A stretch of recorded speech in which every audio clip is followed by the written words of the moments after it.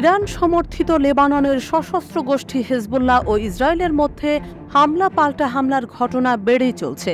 এই পরিস্থিতিতে দুই পক্ষের মধ্যকার যুদ্ধাবস্থা নিয়ে অবশেষে মুখ খুলেছে যুক্তরাষ্ট্র।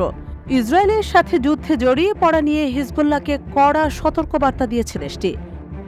গত মঙ্গলবার পেন্টাগনে ইসরায়েলের প্রতিরক্ষামন্ত্রী ইয়োভ গ্যালান্টের সাথে দেখা করেছেন মার্কিন প্রতিরক্ষা সচিব লয়েড অস্টিন। এ সময় তিনি সতর্ক করেছেন, ইসরায়েল এবং হিজবুল্লাহর মধ্যে চলমান সংঘাত একটি আঞ্চলিক যুদ্ধের জন্ম দিতে পারে, যা দ্রুত কূটনৈতিকভাবে সমাধানের আহ্বান জানিয়েছেন তিনি।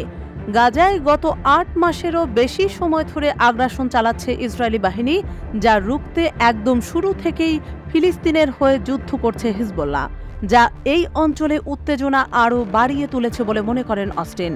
এই ইস্যুতে অস্টিন বলেন, ইসরায়েল ও হিজবুল্লাহর মধ্যে আরেকটি যুদ্ধ সহজেই একটি আঞ্চলিক যুদ্ধে পরিণত হতে পারে, যার পরিণতি মধ্যপ্রাচ্যের জন্য হবে ভয়াবহ। উত্তেজনা এখানেই থামাতে কূটনীতি হল সমাধানের সর্বোত্তম উপায়। এদিকে অস্টিনের সাথে বৈঠকের উদ্বোধনী অনুষ্ঠানে ইসরায়েলি প্রতিনিধি ইয়োভ গ্যালান্ট বলেন, আমরা একটি চুক্তি অর্জনের জন্য ঘনিষ্ঠভাবে কাজ করছি, তবে আমাদের প্রতিটি সম্ভাব্য পরিস্থিতিতে প্রস্তুতি নিয়েও আলোচনা করতে হবে। এর আগে গত সোমবার ইসরায়েলের প্রতিরক্ষামন্ত্রী ইয়োভ গ্যালান্টের সঙ্গে বৈঠক হয়েছে মার্কিন পররাষ্ট্রমন্ত্রী অ্যান্টনি ব্লিংকেনের। ওই বৈঠকে তাদের মধ্যে বর্তমান যুদ্ধ পরিস্থিতি নিয়ে আলোচনা হয়েছে বলে জানানো হয়। ইসরায়েল হিজবুল্লাহ ইস্যুতে ব্লিংকেন স্পষ্টভাবে জানিয়েছেন, লেবাননের সঙ্গে কোনো ঝামেলায় না জড়াতে। শুধু যুক্তরাষ্ট্র নয়, লেবানন ইসরায়েল যদি সর্বাত্মক যুদ্ধে জড়িয়ে পড়ে তাহলে পরিস্থিতি কী হবে তা নিয়ে চিন্তিত আন্তর্জাতিক মহলের বিশ্লেষকরাও। তাদের আশঙ্কা, হিজবুল্লাহর সঙ্গে ইসরায়েলের যদি সর্বাত্মক যুদ্ধ হয় তাহলে এর পরিণতি হবে অত্যন্ত মর্মান্তিক।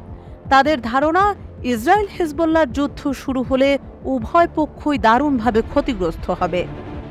ইসরায়েল ও হিজবুল্লাহর পাল্টাপাল্টি হুমকিতে উত্তপ্ত হয়ে উঠেছে মধ্যপ্রাচ্যের আকাশ বাতাস।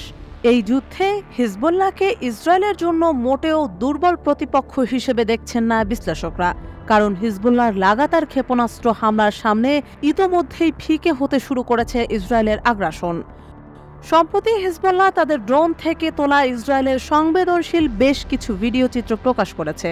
এসব ভিডিও চিত্রে ইসরায়েলের হাইফা শহরে ইসরায়েলি বাহিনীর একাধিক সামরিক স্থাপনার পাশাপাশি বেসামরিক বিভিন্ন অবকাঠামোও দেখা গেছে।